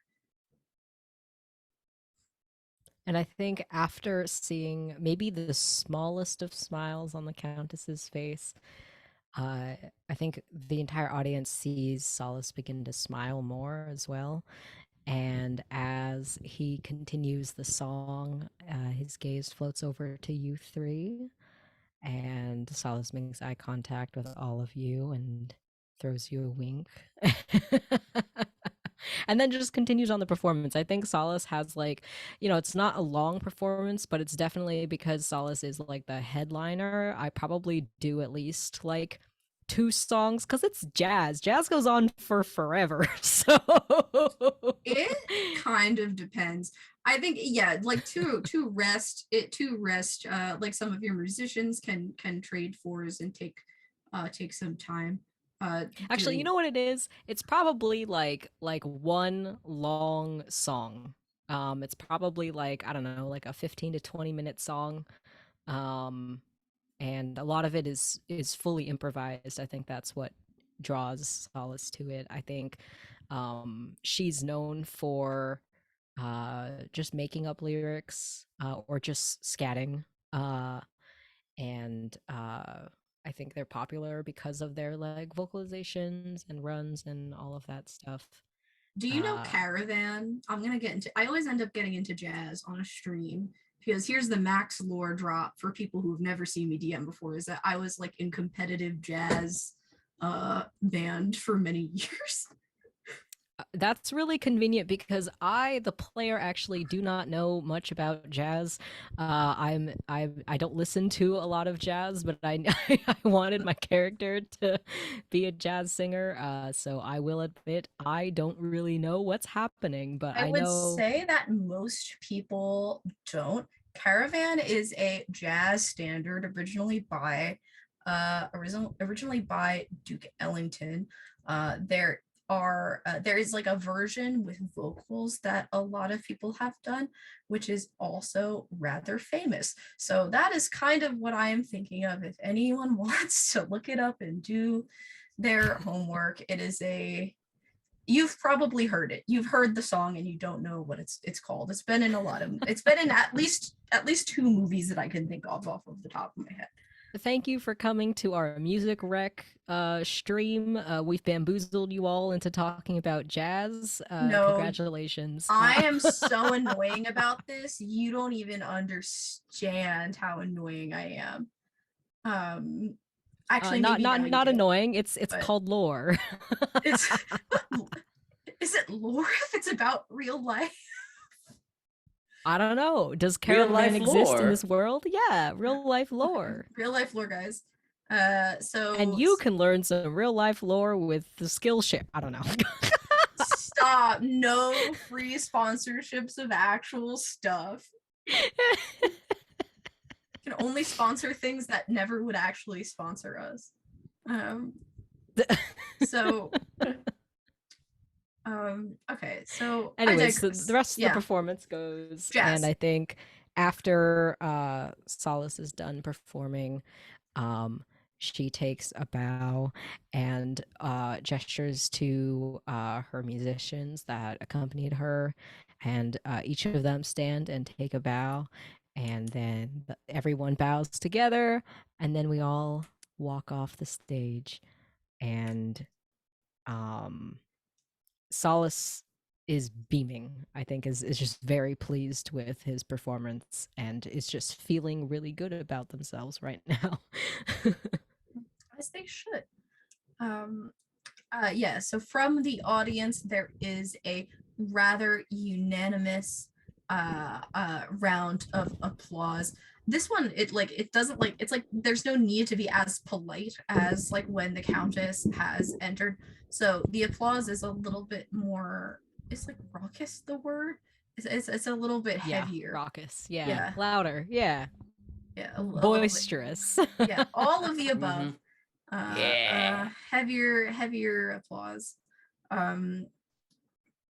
as you exit the stage. Your counterparts at the table have seen you, and do you rejoin them afterwards or head to rejoin them afterwards? Yeah, I think whatever transition something at the party, like maybe they start playing recorded music or whatever, because this was like theoretically should have been the last performance of the night, or just like a single person on the piano comes out. I don't know. I mean, they, like I said, they have string musicians that were doing just like idle music while people ate, where it wasn't like a performance to watch. It's like background music. So then I think after Salis goes backstage and sort of just like probably is just very excited, probably takes a little sip from their servant, and then comes back to rejoin the rest of you. Okay. So Salis rejoins all of you, and you see the Countess actually get up. And it looks like she is getting ready to come over here. She is stopped briefly by someone at her table to discuss something. So I would say you all have like a quick bit to get ready for basically the leader of your entire people is about to come over and talk to your table. So you have a little bit of time if there's anything anyone needs to get out and say, or any hair adjustments, etc., that people want to do. Now would be the time. I think Omkaar just flashes a look over at Salis. It's just like, what did you learn? Like he's looking at Salis and it's just like, I'm waiting for you to tell me, but then notices that the Countess is coming and we probably don't have the time to get into it. So he kind of just like looks, I think seeing that, Salis catches your eye and just nods and mouths later to you, as in like, I'll tell you later. Yeah, and Omkaar just like huffs like a dog just finally like settling down into a bed, and like sits fully upright to I guess, prepare to stand up. I think that might be like the protocol that we stand up as she arrives. Yeah, I agree. I'm like, we're standing up, right? Like that's the social convention when she gets here. Okay, actually, this is a question that somebody asked in chat, but if you don't mind, I'm going to share it with the audience as well, because I feel like it's like a thing that will come up later. It's the countess, in terms of like addressing her, can be just addressed as the countess, like the same way like in some fantasy, like where they talk to the king, they just call him like your kingship, or you can use like your excellence or your resplendence, your magnificence, that kind of thing, because she's not technically royalty, and her rise to power actually like a little bit brutal. A thing that everybody, even mortals like know about her is that she actually, I want to make sure that this is cool for me to say first. Yes, Max is checking if we're not being spoiled by lore. No, I just wanted to make sure that there wasn't any particular line against like interfamilial violence, but I do not see anything. But yeah, no, in this is even in the Brinkwood book, she killed her own father originally, within her rise to power. So yeah, no like a fancy, no royal titles, because she is a bit cruel, but definitely she knows simultaneously that she is excellent and she is grand. And she makes her way over to the table, and despite the height of her heels, there is like, it doesn't seem to make noise, like when it would click on the floor as she walks. She sort of just is there. You all stand, as you said. Is anyone not standing when she comes over? Okay. Yeah. I was like, stand up. I don't think you have to tell anybody twice. I just didn't know if there was going to be like a random rebellious shriek. Someone was going to really pull a fast one. I just had to check. Yeah, so the first thing she does is she nods her head and she says, please, and waves her hand to dismiss you all, so you can sit back down. And she says, darling, and she looks at Salis, looking very pleased. What a wonderful performance. Truly, I had to come over here and congratulate you on just how well that went. Salis bows from the waist, the proper amount that one is expected to bow, and then some. And You're apologizing for something. Who knows what? And will offer the Countess his hand, and if she gives me her hand, will bring it to my lips to kiss a ring or whatever she might be wearing. And Salis says, Your Excellence, thank you. Thank you so much. I'm so glad you enjoyed my little performance. I am just so excited that I have been given the chance to perform for Your Excellence at your birthday of all things. Thank you. She will offer her hand. She wears a number of rings. You are like pressing your lips onto like thousands of dollars if you kiss her hand. Money is just completely not like an object when you are quite literally on top of the world. And yeah, she says, I always knew that you were a special one. And to tell you the truth, I had considered a few performers to headline tonight, but I couldn't be happier with our choice, and so many other lovely faces among us today. Miss Luck, how are you doing tonight? Oh, this party is magnificent, Countess. Only the best for my guests. There's something like a little bit sinister as she speaks. it's like she has a way about her that you know that there's a level of it that's intentional and a level of it that's not, that she's condescending just by like her nature, like it's just who she is, without needing to try, but also she knows that she does it and doesn't try to stop it. He says, and Miss Dupree and Omkar as well, always together, the two of you. Always a pleasure. And I love to show Omkar the finer things in life. I think Omkar like nods and does the proper bow, but I think his is still a little clumsy. I think he's like definitely not as practiced as everyone else in associating with the Countess. And says, "Indeed, that is the case. You're resplendent." Yeah, so there is like a smile on the outside of hers that like looks endearing, but those of you who are more experienced with her can kind of see like the little bit of like disgust and like off-putness in her eyes, seeing that Omkar is fumbling a little bit while seated with her other important guests. And I, as like a person right now, it's hurting me to be rude to you guys because that's who I am as a person. No, There's something in my do brain it. that's like, no, stop.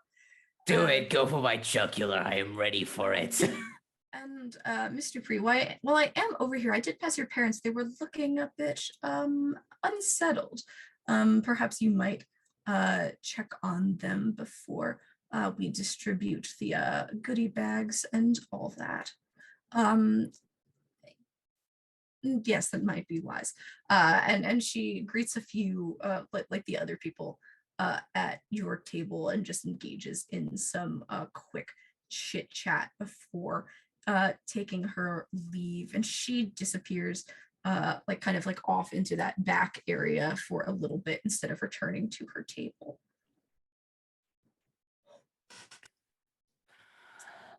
Well, Salis, it seems I'll be having to raise the rates I pay you when you perform at Lady Luck's, being the Countess's favorite.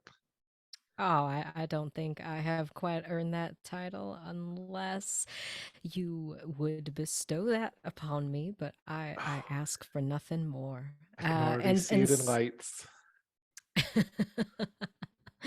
And Salis turns to Lydia and smiles at her, and he says, "For you, I love performing for you and everybody at that casino. It is so fun, and the meals that I get, delectable." There's desperation you can taste on a gambler. Oh, absolutely.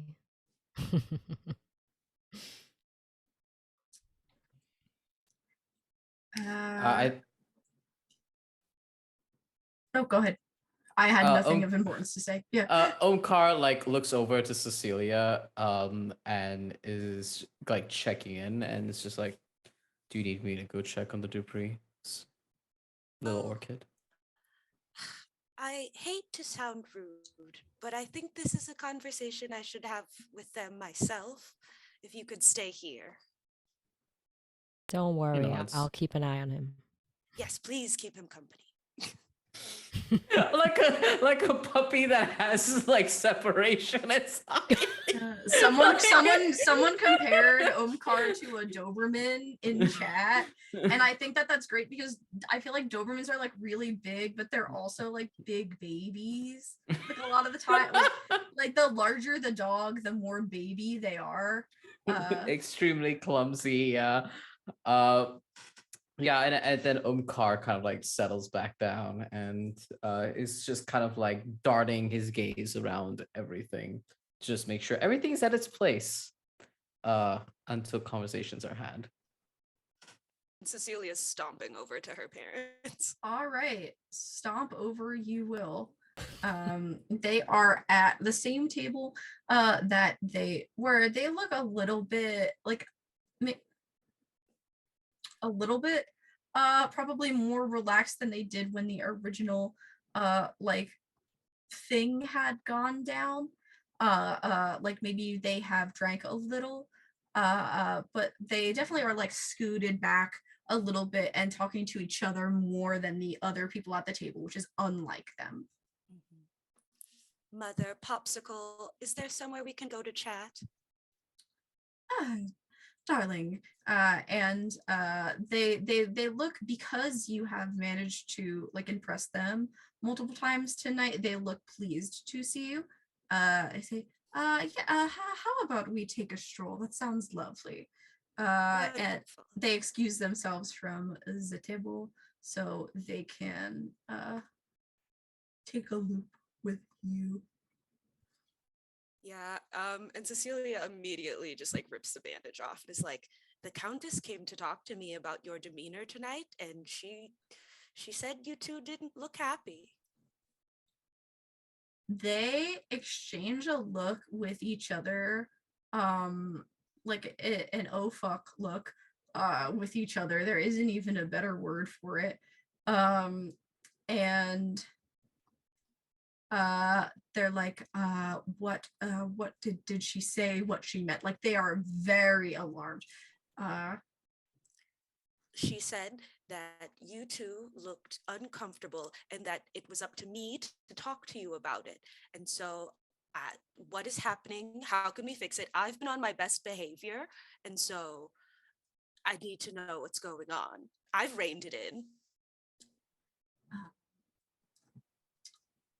I want to make you roll. I want to make you roll here. Now are you more focused on like identifying your parents like reactions, or are you focused on impressing them more? I think at this point, like she knows, even like though they're her parents, the Countess supersedes them.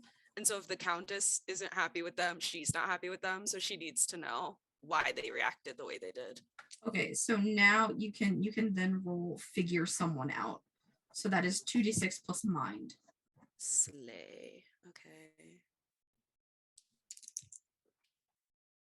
All right. 6, 7, 8, 9, 10. 10. Okay, wonderful. That is a full success. So these are your parents. So at the end of the day, as put together as they can be, you live with these people. You know them better than anyone else here. And so technically you get to ask 2 questions from this list on page 10 in the doc. I can copy and paste that into our chat. Please do. Huh. Okay, so definitely it's going to be, what do they worry is going to happen? Mm-hmm. And let's see. How could I get them to get back in the Countess's good graces? Like, how could I get them back to where they were societally before their misstep? Yeah. So I will say that it definitely isn't like, it isn't the biggest misstep in the world. Like it's not like you are going to socially suffer because your parents like appeared like disturbed because of something. It definitely is just more of like an off-putting. So say like they may not be invited to like such a high table next time, but they wouldn't forego invitations to the next event. It's not that drastic. So what are they afraid of like happening is so they clearly must have been like more shaken by that interaction with their reflection than you had realized.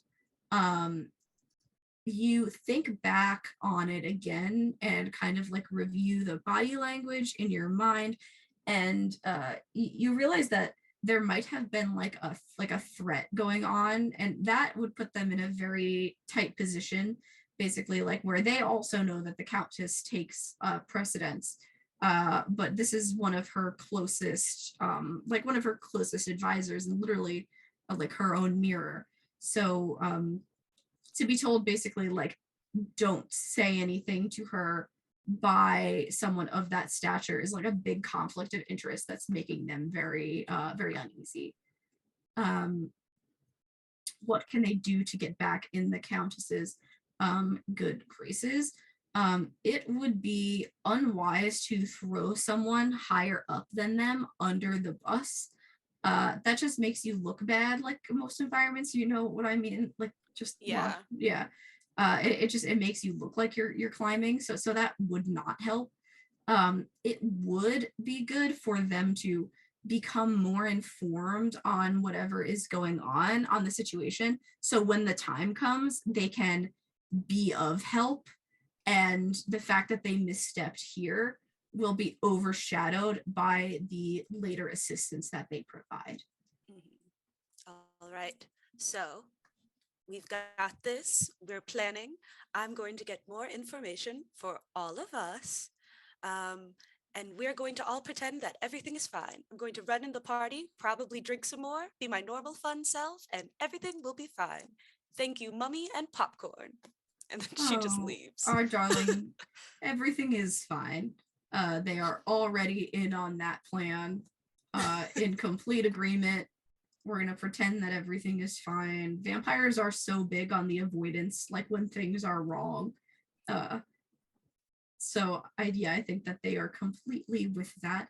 You return to the party, and Omkaar, I think you probably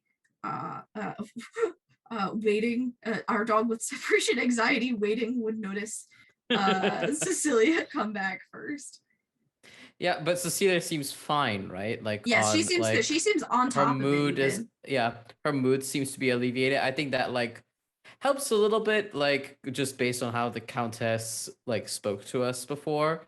I think he's just kind of like, okay, that's settled.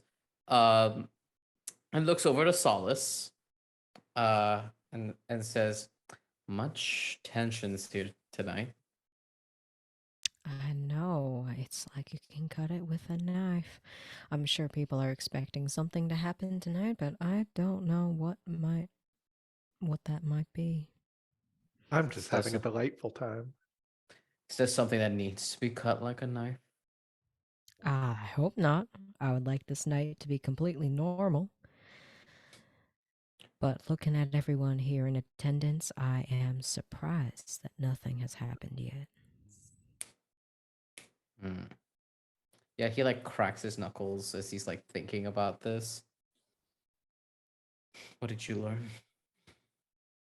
I will tell you after, when we are not here, surrounded by a lot of people that could overhear this conversation. So it's not time sensitive then. No, not really. All right.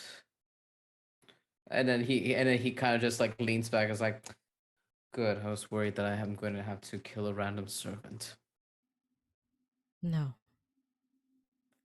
I put him in his place. Don't worry about it. He like flashes a look over you and says, did you? Okay. They fold so easy. You just gotta show them your fangs a little bit, and they fold. We are mortifying.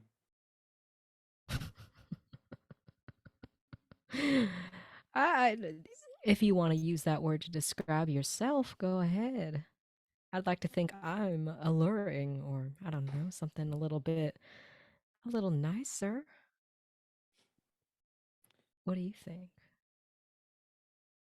I think even the most beautiful flowers hide the most deadly venom.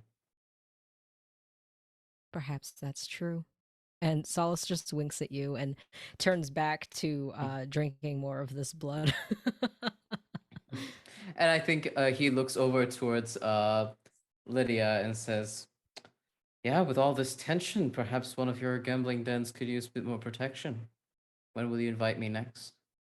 Oh, you're welcome anytime, Omkar. All right. Can't promise I won't be a little bit rowdy. With all this tension, I could use someone to stay very close to me. That can be arranged. Do you think you're in danger, Miss Lydia?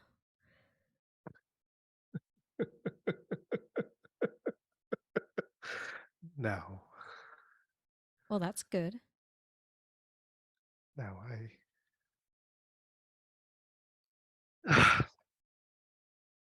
Nobody would dare.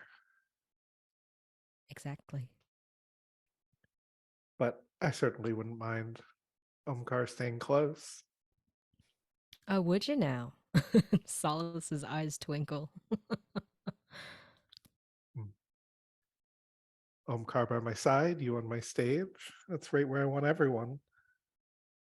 Why is that? So you can keep an eye on us? I like watching both of you. You like what you see? Of course. Oh, that's so kind of you. Thank you. Cecilia is eating shrimp as this is happening. She like found a shrimp cocktail. No, fully going ham. it's the perfect drama food, is what I've realized. There have been multiple shrimp-related incidents in the Bachelor franchise, and that's Oh, what really, actually, yeah, I you're was so so right. like, That's what I'm thinking. I do have a question. When Yes. Salis and Omkar were like talking, but like talking around the topic earlier, were they like whispering to each other? yeah, I think it would have been like they were hushed sitting voices. next to each other. Okay. Yeah. Yeah, Sorry, I'm sure Cecilia's you. going full detective. Yeah, I think at the very least you'd be able to overhear that. At least I'm going to tell Omkar something later. Yeah. Okay.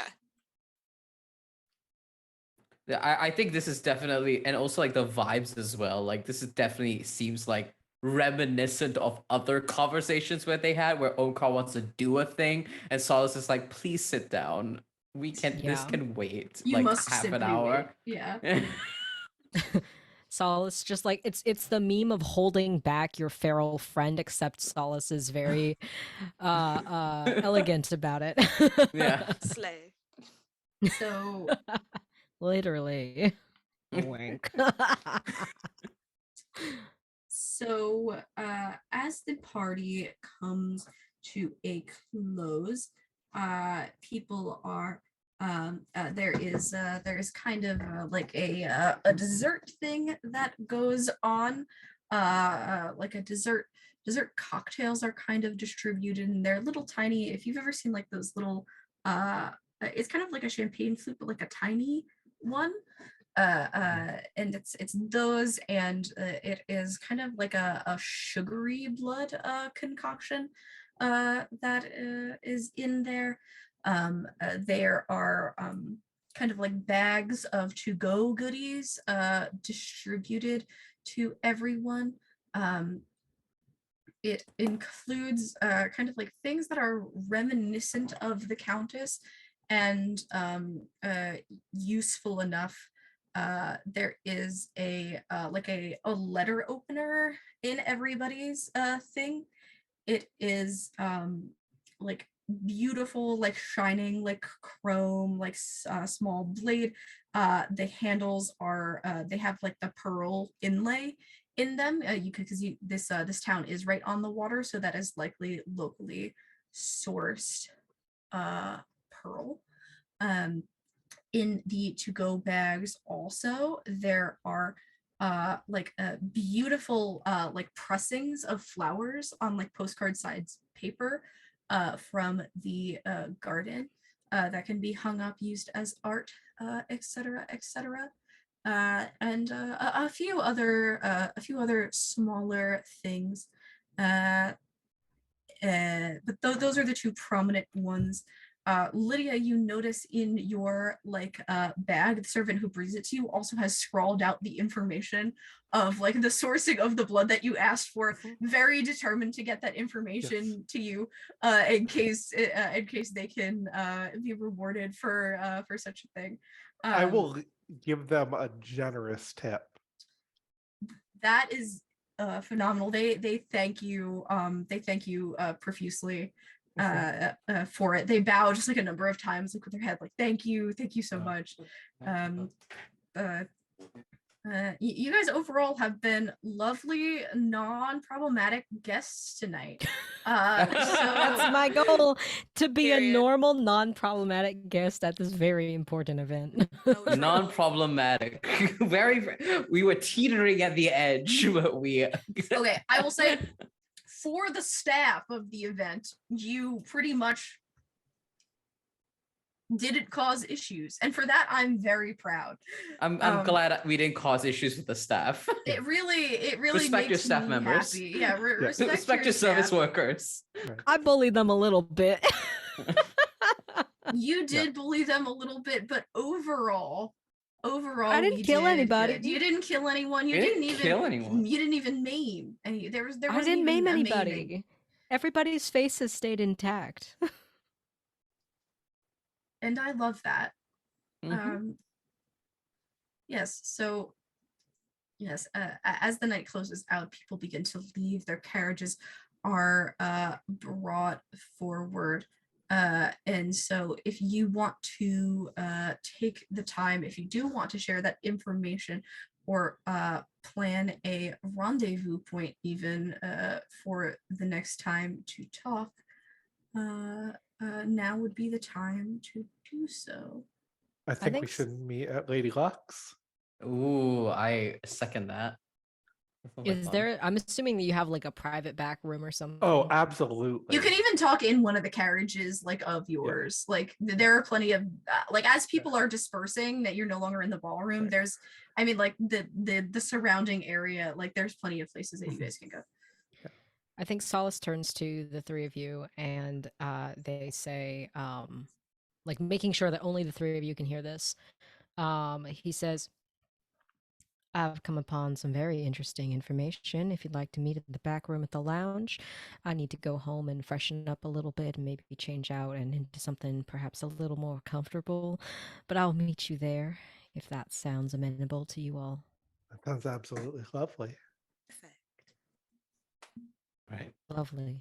It was beautiful seeing you all tonight. And Solace walks around, and if it's okay with you all, gives you a cheek kiss. Mhm. And then we'll just turn around, finish off the rest of the blood, and locates, I think, their footmen or whatever who probably came in to collect me. Yeah. And I'll just do a little wave to you three, and I think I leave with the intention of meeting you all Okay. later. Later. Later. Yeah, I mean, if you guys want to say that your meeting You in can the time next skip. session is Or- is tonight, it would be a long night, but it is possible. Or you can just meet another day. That is okay too. But either way, that will be something that happens another day in real time for us. So I think that will be it for this session.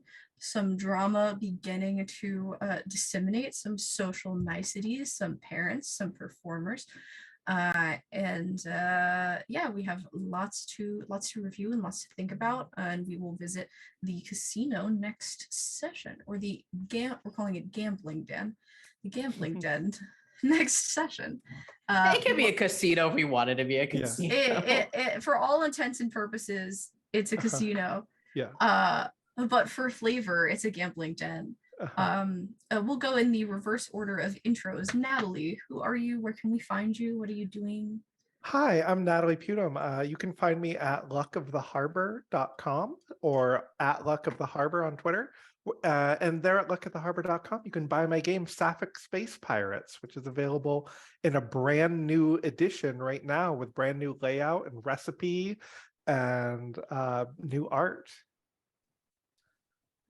Jay, you are next up. Oh, me. Hi. Hi, my name is Nala or Jay. It's gonna take me a bit to lose this accent because it takes me forever to lose a southern accent when I do one. But anyway, blah, blah. You can find me on Twitter at NalaWoo and at NalaDraws if you'd like to see my artwork. My portfolio is on NalaDraws.com. I am a freelance illustrator and art director working full-time in TTRPGs. You can see my work in books like Apocalypse Keys, which just came out somewhat recently. My work is on page, I believe, 308 and either 309 or 307. It's a double spread, so my work is on either side around the early 300s. um, I also worked on Uncaged Goddesses and a bunch of other stuff. Besides art, I am also a voice actor, sensitivity consultant, and an actual play stream performer. The best place to keep up with all of the things that I'm a part of is probably Twitter. What else do I say? I am super excited about oh, can I talk about that? I don't know. I'm just gonna be silent just in case. But anyway, if you want to follow me on other social media sites besides Twitter, my username is at NalaDraws on literally everything else, including TikTok, which I do for fun. But that's me, and I'm gonna throw it to the next person who I don't know who's The going. next person is, I think, Val above you. Nice. It is I. It is I. Hello, everyone. I'm Valiant Dorian. I use he, him, his pronouns. I'm a TTRPG performer and Twitch variety streamer. You can find me all around the internet at Valiant Dorian or at Otso Spirit Bear. Please enjoy that lovely treasure hunt I just set you on. I am making my first ever TTRPG. It's called The Beast Within. It is about folks who are therianthropes or werebeasts that can and it's about how they navigate between their humanity and their beast selves. If you think that's really cool, we're crowdfunding to the end of March. In fact, this week, oh my goodness. On Wednesday, Transplanar RPG is showcasing a two-shot of the Beast Within in action. So you get to see how the game actually plays at 8 p.m., I believe, on Transplanar RPG on the 16th, and the same day in the next week. It's a two-shot. It's fine. Awoo. And yeah, if you want to keep up with everything and all the projects I'm a part of TTRPG wise, you can follow me on Twitter at Valiant Dorian. That's mostly where my TTRPG musings are. Yeah, I'm gonna pass it along to Joy. Bonjour. What was that? What was that? Do you ever just panic and become French? Bonjour. Bonsoir. Oui, oui, grand baguette. Oh, I need to look. I need Omelette to look du at the fromage. transcript now. But anyway, I'm Bonjour, Joy. we haul buggy. That's what it said. Is that not French? Christ. I'm Joy Valentine. You can find me on Instagram and Twitter at Joy Valentine. And I'm also the co-host of a very successful, fun podcast called Dungeons and Dragons. It's the bi-weekly nerd talkback podcast where we discuss all things nerd with a hint of accountability. The slogan is stupid and I hate it. The co-host is my brother. So if you've ever wanted to hear two siblings fight over nerd things that don't matter for around an hour and a half once every 2 weeks, boy, have I got the podcast for you. But yeah, check out the podcast. Check me out on Twitter. I make fun little tweets. And if that's the kind of content you like, oh, girly, you're going to have a great time. I'm an only child, so I think that the sibling nerd banter is entertaining. We'll have you as a guest. We'll be your Please. siblings for one whole day. I want in. Follow me back, famous person. Follow me back, internet famous person. What do you mean? You literally do not follow me. This My is so name embarrassing. is Max. You can find me anywhere that I want you to find me on the internet at Arcane Goth. Right now, I'm doing a few things. I'll be here on Mondays for the foreseeable future, much to my mom's upsetness, because today is also the day that The Bachelor is on, and every Monday she goes, you have to go again now that this stream has started. You can find me on Fridays with Critical Misses, doing Growing of the Dim Season 3. You can also find me in some upcoming pre-recorded campaign stuff with Apochramatic Unlimited. And in real life, you can find me at Anime Boston at the beginning of April. If you are there, say hi to me, please and thank you. And now the stream is over and I never know what to do. So good night. Everyone should go to bed. Get some sleep. Get some sleep. Right. Don't let the Bye.